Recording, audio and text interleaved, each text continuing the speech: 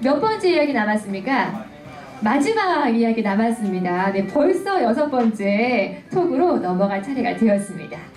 네, 6번째 주인공분은요, 장석준 님이신데요. 정보보안 전문가라고 하십니다. 자신감을 갖자. 역시 오늘 전체적인 흐름이 뭔가 연결이 있는 것 같은데 어떤 마무리를 해주실지 기대가 됩니다. 모셔보도록 하겠습니다.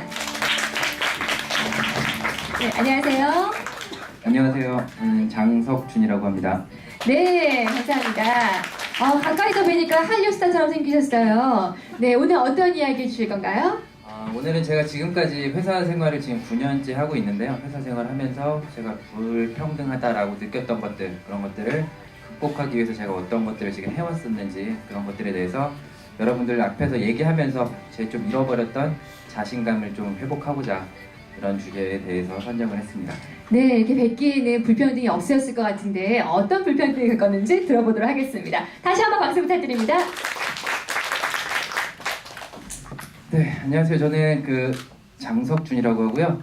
제가 얘기를 하기 전에 앞서 제가 지금 어떤 일을 하고 있는지 간단하게 설명을 드릴게요. 저는 IT 분야에서도 정보보안이라고 하는 분야에서 지금 일을 하고 있고요. 정보보안을 전공해서 한 6년 정도, 7년 정도 지금 엔지니어 생활을 하다가 지금 이제 약 1년 조금 넘었는데 직원들 대상으로 정보보안 교육을 하는 일을 하고 있습니다.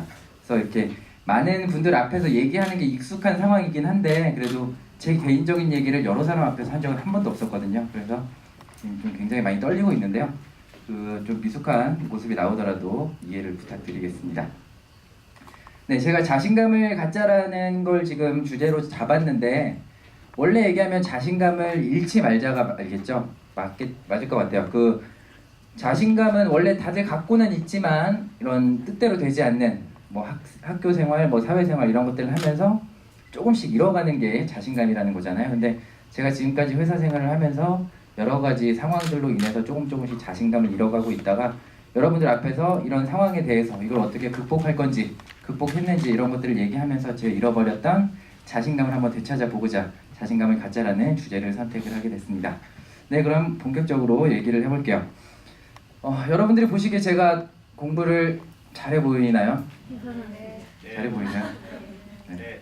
저는 공부를 잘 안 했습니다. 네, 이게 공부를 잘 못하는 사람이 대표적으로 되는 핑계죠. 그런가요? 네. 네, 저는 공부를 잘 못했습니다. 왜냐하면 제가 뭐가 되고 싶다라는 의지 자체가 없었어요. 목표 자체가 없었고요. 그러다 보니까 그냥 친구들과 축구하면서 고등학교 생활을 이래저래 그냥 보냈고요. 그러다가 수능을 치르게 됐죠. 공부를 안 했으니까 당연히 점수가 나올 리가 없겠고요. 수도권에 제가 갈 수 있는 대학이라고는 없었습니다. 근데 지방에 내려갈 수는 또 없었어요. 왜냐하면 저희 집안의 형편이 그렇게 좋지 않았기 때문에 제가 장학금을 받고 가지 않는 한 부모님이 숙박비를 근데 제 자취비를 대주실 수가 없었습니다. 그래서 저는 뭘 해야 되나 그냥 방황을 하고 있다가 저희 어머니가 그래 네가 기술 하나는 배워야 먹고 살 수 있지 않겠느냐 라는 그 이끌림에 끌려서 직업학교로 들어가게 됐습니다. 직업학교에 들어가서 정보보안이라는 걸 전공을 하게 됐고요. 그게 현재까지 지금 이어져 오고 있습니다. 제가 그때까지만 해도 이걸 해서 내가 어떤 전문가가 돼야겠다 이런 생각은 없었어요. 그래서 직업학교를 갔지만 또 역시나 어머니 손에 이끌려서 그냥 간 거라서 그냥 학교를 다녔습니다. 역시나 성적은 좋지 않았었고요. 그러다가 직업학교가 2년째인데 제가 마치고 군대를 가야 될 때가 왔죠. 군대를 갔다 오고 나서 이제 또 성년이니까 제 돈으로 제가 제 손으로 뭔가를 해서 이제 먹고 살아야 되는 때가 오더라고요. 근데 제가 뭘 할 줄 아는가? 취업 사이트를 뒤졌더니 제가 할 수 있는 건 정보보안이라는 것밖에 없었습니다. 그래서 제 학력도 그러다 보니까 대기업은 노크도 할 수 없었고 중소기업의 정보보안 전문 업체로 취업을 하게 됐죠.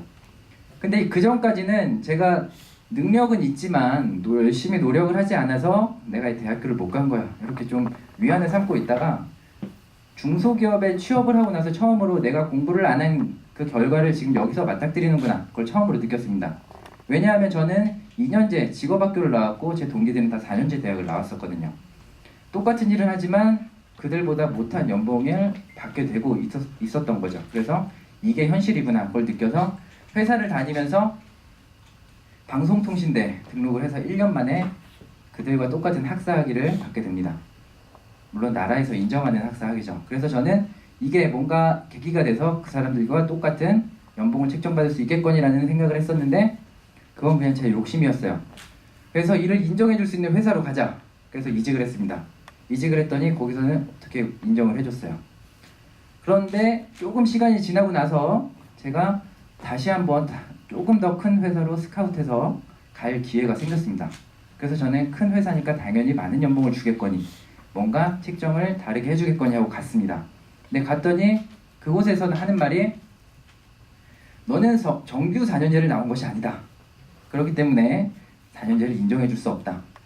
그래서 제가 그 말을 듣고 기분이 많이 나빴지만 그래도 제가 언제 이렇게 큰 회사에 들어가 보겠느냐 하는 마음에 그냥 들어갔습니다.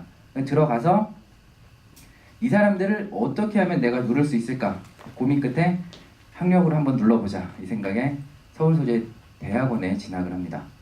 제가 이 현실을 깨닫고 난 다음에 대학원에 진학을 한 거라서 정말 열심히 공부를 했어요. 그래서 2년 반 동안 열심히 공부해서 정보보호학 석사학위를 취득을 했습니다. 근데 취득하고 나서 더 이상 나한테 학력으로 얘기를 하는 사람은 없겠지. 그러고 나서 다음 해에 연봉협상 때를 기다렸어요. 근데 이게 웬일? 전혀 인정을 해주지 않는 거예요. 그 대학교 4년제 대학을 나왔다 안 나왔다 이 꼬리표가 절대 떨어지지 않더라고요. 그래서 제가 계속 고민을 하다가 이걸 또 어떻게 해야 되나? 전문 자격증을 따야 되겠다. 이게 특수 분야니까 전문성을 인정받으면 뭔가 대우가 달라질 수 있겠지. 그래서 국제공인 자격증을 땄습니다. 따고 얘기를 했더니 또 그것도 인정을 안 해주더라고요. 왜냐하면 예전까지는 그 국제공인 자격증을 따게 되면 전문성을 인정받아서 뭔가 이 사람이 대단한 사람이다 이렇게 인정을 해줬었는데 제가 그 자격증을 취득할 당시에 이게 너무나 보편화가 돼서 이 전문가라면 업계 종사자라면 당연히 갖고 있어야 되는 자격증 없으면 마이너스가 되는 자격증이 돼버렸더라고요. 그래서 그것도 역시나 큰 빚을 발휘하지 못했죠. 근데 제가 왜 이렇게 학력이나 넌 그들과 동일한 대우를 받기 위해서 노력을 했느냐? 직장을 다니면서 직장에 들어가면서 나와 동일한 일을 하는데 저만 그 제대로 된 대우를 받지 못한다라는 인상이 너무 강했던 거예요. 그 쉽게 얘기하면 계약직과 정규직 똑같은 일을 하는데 정규직은 뭐 때마다 뭐 인센티브 받고 뭐 상여금 받고 하는데 계약직은 그런 걸 못 받잖아요. 그래서 저는 그 계약직의 느낌으로 이런 걸 떨쳐 버리고자 이렇게 했는데 그런 것들이 다 효과가 없었습니다. 그래서 제가 현재 직장 생활을 한 9년 정도 하고 있는데요. 직장 생활을 9년 하면서 느낀 게 그거였어요. 회사는 빌 게이츠나 아니면 스티브 잡스 같은 특출난 사람들을 원하는 게 아니구나.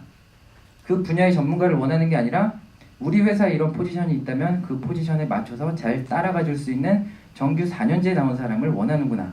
그걸 그때 깨달았습니다. 이걸 깨닫는데 8년이 넘게 걸렸어요. 너무 오래 걸렸죠.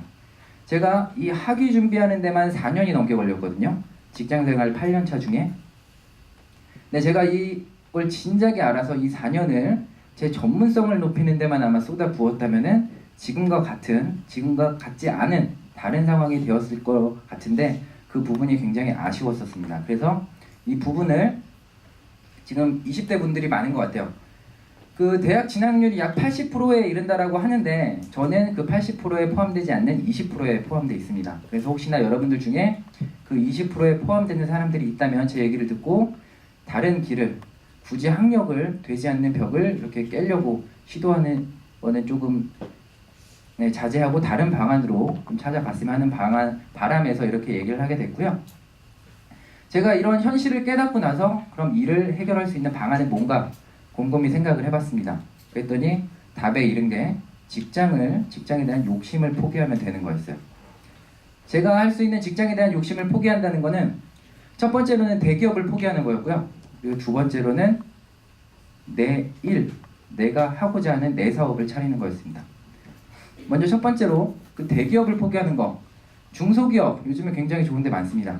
그 중소기업에 들어가게 되면 대부분 중소규모니까 체계가 잘 잡혀있지 않아요. 그래서 내가 어떤 그 학력이 되어 있건 그런 걸 별로 신경 쓰지 않고 그곳에 들어가서 잘 짜여져 있지 않은 판을 내가 내 중심으로 새롭게 맞춰가면 된다는 겁니다. 그리고 두 번째로 내 일을 한다는 거. 내 일을 한다는 거는 내가 어떤 일을 좋아하고 어떤 일을 잘할 수 있고 그런 거를 찾아서 내가 하고자 하는 걸 찾아가는 거죠. 근데 이걸 하려면 그 자신감이 없으면 일을 시작할 엄두조차 낼 수 없습니다. 그렇기 때문에 자신감이 굉장히 많이 필요할 것 같아요. 제가 일하는 이 IT라는 분야는 그 특성상 나이가 40을 넘은 사람이 직장에 다니는 경우가 굉장히 흔치 않습니다. 보통 IT에서 나이가 40을 넘었다면 회사의 임원으로 간택을 받거나 아니면 내 회사를 그 IT에서 흔히들 얘기하는데요. 막장은 닭집이다 지금 이렇게 얘기를 하고 있습니다. 지금 우스갯소리로 저희끼리 그러고 있는데 네, 이렇게 하지 않기 위해서 갑자기 지금 말이 꼬이고 있는데요. 네, 이렇게 하지 않기 위해서 제가 지금 이런 부분에 대해서 말씀을 드리고 있고 시간이 어느새 지금 10분을 꽉 채웠는데 네, 제가 지금 최종적으로 하고자 하는 말은 제가 이런 상황을 겪었고 이런 것들을 깨우치기 위해서 여러 가지 시도들을 했는데 안 되는 방안들이 있었던 거예요. 그래서 혹시나 여러분들이 저와 같은 길을 추구하시는 분들이 계시다면 그 방안에 맞게 좀 제가 이렇게 걸어왔던 것들을 참고해서 다른 방안을 좀 찾으셨으면 좋겠고요. 그 어디서 봤는데 자기가 목표로 하는 걸 글로 잘 쓰거나 아니면 여러 사람 앞에서 이야기하게 되면 그 목표는 이루어진다고 합니다. 근데 제가 지금 생각하고자 하는 목표를 지금 여러분들 앞에 말씀을 드렸고요. 지금 뭐 제가 따로 정리해 놓은 지금 다이어리에 지금 그런 적어 놓은 게 있기 때문에 제 목표는 꼭 이루어질 거라 믿고 있고 지금 제가 결론도 없이 지금 자꾸 목표를 얘기하고 있는데요.